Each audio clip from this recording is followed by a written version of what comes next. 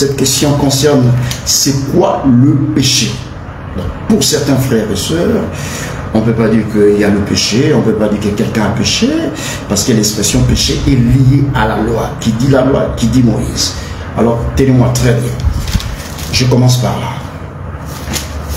Alors, il faut comprendre une chose dans les Écritures, je serai pédagogique, que Dieu, au temps de Moïse, quand il donne la parole, cette parole est appelée loi.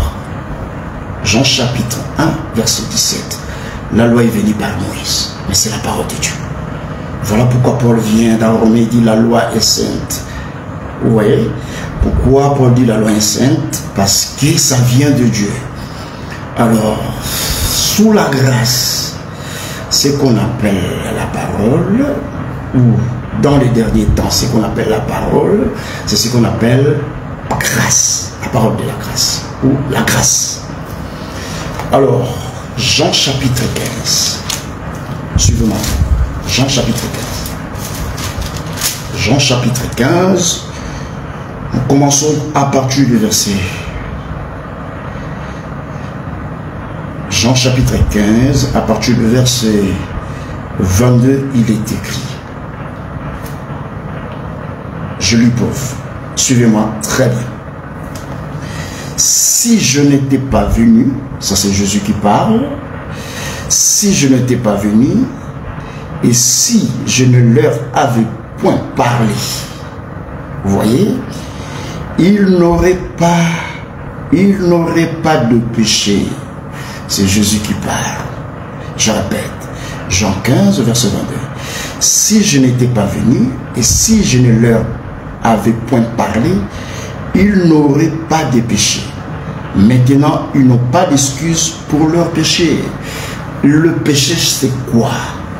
Parce que le frère ne comprend pas. Sous la loi, sous Moïse, le péché, quand on dit péché, c'est transgresser ce que Dieu a mis par écrit, ce que Moïse a reçu. Maintenant, dans ces derniers temps, ça veut dire sous la grâce. Quand on dit la grâce, ça veut dire Dieu dans ses corps. Quand Dieu a pris les corps humains, ce que Dieu appelle péché n'est pas relatif avec la loi. C'est ce que vous devez comprendre. Je suis ici. Jésus dit, Jean chapitre 15, verset 22, si je n'étais pas venu, donc il parle de sa venue en Israël, au milieu des Juifs, si je n'étais pas venu, et si je ne leur avais point parlé, parler c'est enseigner. Maintenant, dans son enseignement, Jésus dit, il n'aurait pas de péché. C'est-à-dire le péché pour Christ, c'est refuser de croire après avoir écouté sa parole. C'est ce qu'on appelle péché aujourd'hui. Alors, il faut arrêter de lire la Bible comme la rousse. Ouais, vous avez déjà une définition quelque part. Péché, c'est la transgression de la loi. Non. Quand Dieu a pris les corps humains, quand il enseignait en Israël, le refus de croire en son enseignement est appelé péché. Alors, je vais encore argumenter pour que vous compreniez cela. Jean chapitre 16, verset 8, il est écrit, et quand il sera venu, c'est-à-dire le consolateur, le Saint-Esprit, il convaincra le monde de péché, de justice et de jugement. De péché parce qu'il ne croit pas en moi. Jésus définit le péché, c'est quoi? Donc le péché sous la grâce n'est pas en rapport avec les 10 commandements. Le péché sous la grâce veut dire le refus de croire à l'enseignement de Jésus. C'est un péché. Noir sur blanc. Voilà. Alors, l'enseignement de Jésus, c'est ce qu'on appelle la foi. Romains chapitre 14. Parce qu'il y a beaucoup de frères, quand on dit péché, oh ben, docteur, pourquoi vous parlez du péché? Nous sommes plus sous la loi, Christ est la fin de la loi. Alors, Romains chapitre 14, verset 23. Je vais lire pour vous. Romains 14, verset 23, voilà ce qui est écrit. Mais celui qui a de doute au sujet de ce qu'il mange est condamné parce que sa conduite ne résulte pas de la foi. Je prends la tradition d'Arby pour que vous compreniez bien le sens de ce que nous voulons dire ici. Alors, Romains chapitre 14, verset 23. Voilà, Romains 14, verset 23, il est écrit. Alors, je lis pour vous. Voilà. Mais celui qui hésite s'il mange est condamné, parce qu'il n'agit pas sur un principe de foi. Et tout ce qui n'est pas sur le principe de la foi est péché. Vous voyez? Romains chapitre 14, verset 23. Je reprends pour vous la lecture à la dernière phrase. Or, tout ce qui n'est pas sur le principe de la foi est péché. Donc, arrêtez de définir le péché. Péché est transgression de la loi. Loi, non. Dès lors que Dieu a pris le corps humain, il est venu annoncer la foi. Frère Paul dit, avant que la foi vienne, nous étions sous le pédagogue, c'est-à-dire sous la loi. La foi, c'est tout un homme qui est Christ. Maintenant, son enseignement, sa prédication, tout celui qui va à la contre, en dehors de ça, il pêche. Je reprends pour vous. Voilà. Donc, 1 Corinthiens chapitre 14, verset 23. Je lis la dernière phrase. Or, tout ce qui n'est pas sur le principe de la foi est péché. Alors, la foi, c'est quoi? La foi, c'est Romains chapitre 10, verset 17. La foi vient de ce qu'on attend, et ce qu'on attend vient de la parole de Dieu. Maintenant, ce qu'on appelle la parole de Dieu, c'est l'enseignement de Christ. Voilà pourquoi d'autres traducteurs traduisent ce qu'on attend vient de la parole de Christ. Parce que dans la Bible, Dieu, au temps de Moïse, sa parole s'appelait la loi. Sous la grâce, sa parole, ça s'appelle grâce. C'est comme ça qu'il faut comprendre la Bible. Maintenant, le péché est par rapport à la dispensation. C'est ce que vous devez comprendre. Nous sommes sous la dispensation de la grâce. Donc, quand on dit péché aujourd'hui, quelqu'un pêche par rapport à la foi, pas par rapport aux 10 commandements. Donc, l'expression péché est d'actualité. Il ne faut pas omettre ça. C'est dans les Écritures. Voilà pourquoi 1 Timothée, je vais lire ici, parce qu'il faut qu'on parle bien sur ces choses. 1 Timothée chapitre 5. 1 Timothée chapitre 5. Je prends le verset 24. Voilà ce qui est écrit. 1 Timothée chapitre 5, verset 24. Il est écrit. Les péchés de certains hommes sont manifestes. Même avant qu'on les juge. Chez d'autres, ils ne se découvrent qu'après coup. Vous voyez? Donc frère Paul utilise l'expression péché sous la grâce. C'est pas en rapport avec la loi. Ça ne veut pas dire que nous sommes sous la loi. Non frère, on ne peut pas parler du péché. Non. Est-ce que vous comprenez? Vous attendez bien ces choses. Donc, sous la grâce, la parole de Christ est appelée aussi loi. C'est ce que vous devez comprendre. C'est pas loi, là, partout vous allez lire loi, c'est Moïse, hein? C'est pas comme ça. Galates chapitre 6. Galates chapitre 6. Je vais lire pour vous, verset 2. Je répète, je réitère, la parole de Jésus est appelée aussi loi. La loi. Galates chapitre 6, verset 2, il est écrit: portez les fardeaux les uns des autres, et vous accomplirez ainsi la loi de Christ. Ce n'est pas de Moïse. Donc on dit la loi de Christ, c'est ce que Christ a enseigné. Vous voyez? Maintenant, si quelqu'un va en dehors de la loi de Christ, de ce que Christ a enseigné, nous disons qu'il a péché. Ce n'est pas par rapport à Moïse. Donc l'enseignement de Christ, ça s'appelle aussi la loi de Christ. Voilà, parce que d'autres frères, quand on dit loi, ils ne comprennent pas. Aujourd'hui, nous sommes sous la loi, mais la loi de Christ. Ce n'est pas la loi de Moïse. Alors, nous sommes aussi sous les... Nous avons aussi les commandements. Comme Israël avait pris là-bas, nous aussi on a des commandements. Hein? Vous voyez les commandements d'Israël là. L'Église aussi a ses commandements. Alors, je vais aborder ça calmement. Alors, prenons ça. 1 Jean chapitre 5. 1 Jean chapitre 5. Bon, pour que j'aille vite à cause du temps, je vais prendre 2 Pierre. Voilà. Écoutez-moi très bien, frère. 2 Pierre. Je vais prendre 2 Pierre chapitre 3. 2 Pierre chapitre 3, voilà ce qui est écrit ici. J'ai lu pour vous 2 Pierre chapitre 3 verset 2. Il est écrit: afin que vous vous souveniez des prédictions des saints prophètes, ce sont les prophètes de l'ancienne alliance, et du commandement du Seigneur et Sauveur transmis par vos apôtres. Vous voyez, les apôtres ont enseigné le commandement du Seigneur. Maintenant, tout celui qui va en dehors de ces commandements, il pêche. Ces commandements est appelé la doctrine de Christ. Voilà pourquoi frère Paul dans 1 Corinthiens chapitre 14, il dit: si quelqu'un croit être prophète, 33-34, si quelqu'un croit être prophète ou inspiré, qui reconnaisse ce que je vous ai dit, c'est un commandement du Seigneur.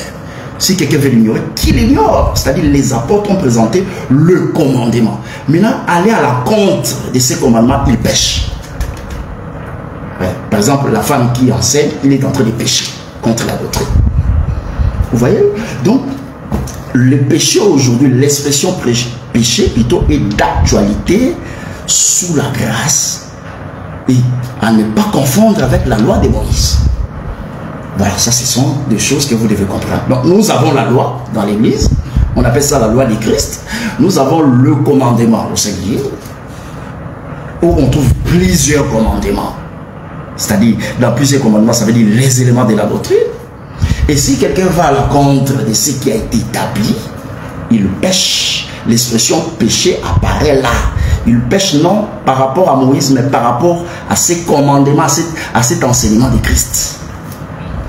Voilà. Donc, l'expression péché est d'actualité. Alors, une deuxième question était,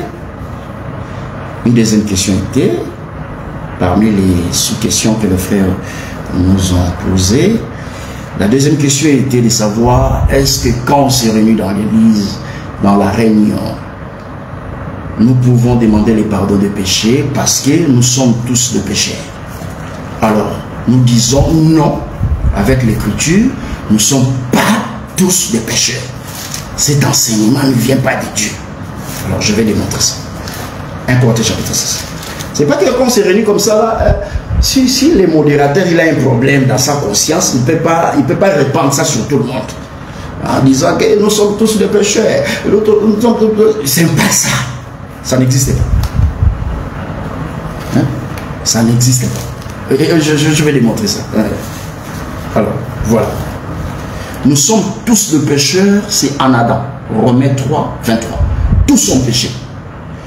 Maintenant, dès lors que l'homme reçoit l'évangile, voilà maintenant ce qui se passe dans la vie de l'homme. On ne peut pas se réunir dans un culte avant de commencer, avant d'invoquer, avant de demander quelque chose à Dieu. Il faut toujours cette intention de prière qui vient comme une condition, sine qua non, pour que Dieu puisse nous attendre. Non, il n'y a pas ça. Non, il n'y a pas ça. Donc, nous ne sommes pas tous des pécheurs. Nous étions tous des... Alors je vais démontrer ça avec des conjugaisons bibliques. Voilà, hein? 1 Corinthiens chapitre 6. Voilà. Donc arrêtez quand on se réunit. C'est pas une formule. Ah, bon, avant de demander quelque chose, prions d'abord, nous sommes tous des pécheurs. Non. Ce n'est pas une obligation comme ça de prier tous les jours comme ça. Non. Nous ne sommes pas tous des pécheurs. 1 Corinthiens chapitre 6, verset 10. Je commence ici. Ne vous y trompez pas, ni les débauches, ni les idolâtres. Suis bien, parce que c'est un verset, beaucoup les gens interprètent ça mal. Ni les adultères,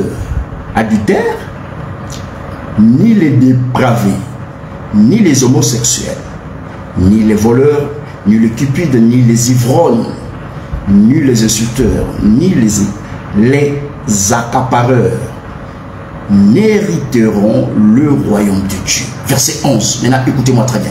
Verset 11, écoutez très bien. Et c'est là ce que vous étiez. Paul ne dit pas, et c'est là ce que vous êtes. Donc, arrêtez la blague quand on se réunit en disant, tous nous sommes des pécheurs. Prions, prions, que Dieu efface. Il n'y a pas ça. Et pécheur, c'est lui qui n'a pas reçu le message de la grâce. Il n'y a pas un service qui s'est fait dans sa vie. Je réitère pour vous, et je reprends la lecture. Frère Paul dit, mais écoutez, verset 11, et c'est là ce que vous étiez. Frère Paul conjugue l'état de l'homme dans le passé. Il dit, c'est ce que vous étiez. Il ne dit pas c'est ce que vous êtes. Ce que vous étiez, ça dit vous étiez des idolâtres, vous étiez des adulteurs, vous étiez des ivrognes. Pourquoi Paul conjugue ça dans le passé? Maintenant, il explique le pourquoi.